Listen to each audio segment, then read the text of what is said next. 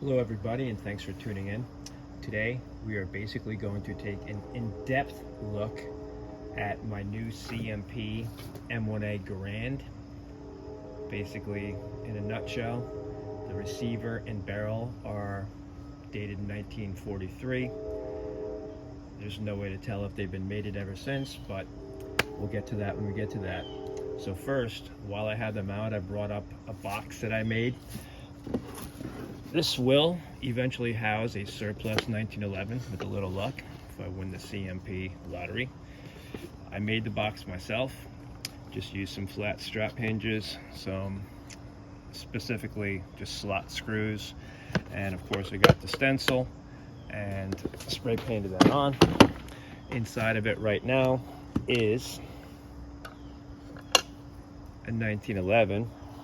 However, it is an auto Ordnance 1911 A1.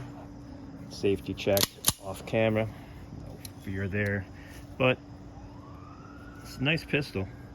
I did do some modifications to it, like put the short reach trigger in it, but this thing is very worthy and very capable, but I would love to have a true surplus pistol. But that was to show while we were showing things. And then of course, sitting on the table, you may have seen this before. It originally starred in one of my most popular videos, which by most people's means is not popular at all, and I'm okay with that, but it was because of the Cerakote color. But like I've told people over and over, I'm happy with it. Just wasn't what I expected it to be in color. This is simply a mishmash, whatever you call it, of A1 and A2 parts. But to the untrained eye, which is basically who I run into at my range, they think I have a Vietnam era M16. But anyone watching for the Garand knows that this is just some surplus parts on an Anderson lower, and I forget who makes the upper. I'll show you the stampings. Maybe someone in the comments knows. I don't know. All right, so that's that. But star of the show. This beautiful, I'm going to do a real slow pan across the camera. This beautiful Springfield M1 Garand from the CMP. Believe it or not, this rifle was a field grade, and I truly think I hit the field grade jackpot on this one. All right, there's your P. Can you see it?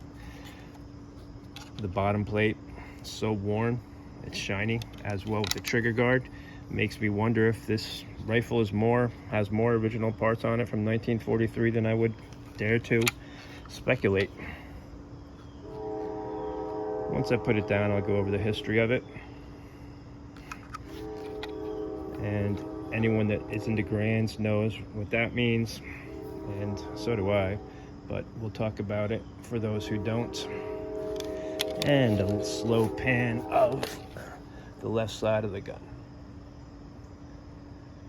So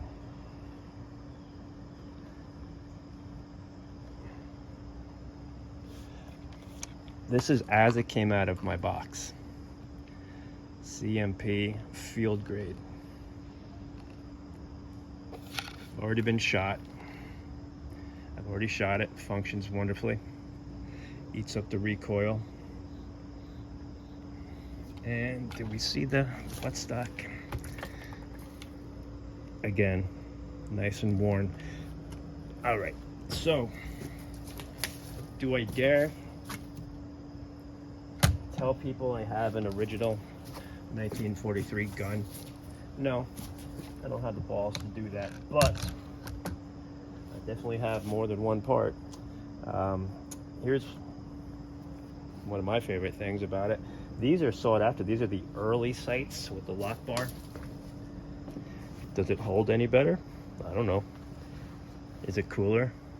Yep. and luckily I got one on there.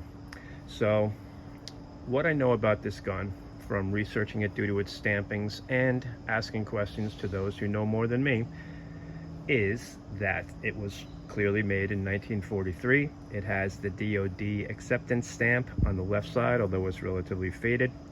The DoD acceptance stamp is synonymous. The stamp that it has is more synonymous with Springfield stocks than it is with HR.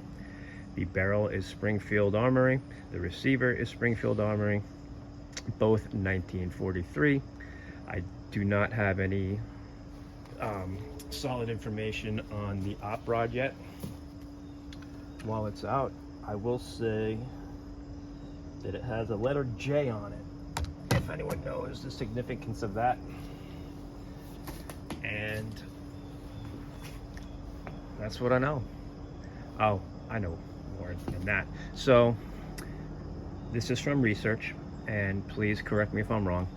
In 1949 to 1950, the U.S. loaned Denmark 20,000 M1 Garands, and this was part of that loan. And then a few years later, we sold them an additional, I think it was 30,000 on the second thing, but eventually they gave the first 20,000 back, at least some of them.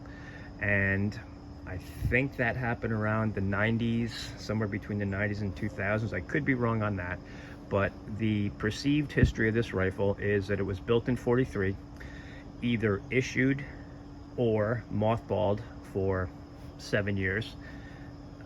No way to verify that I know about.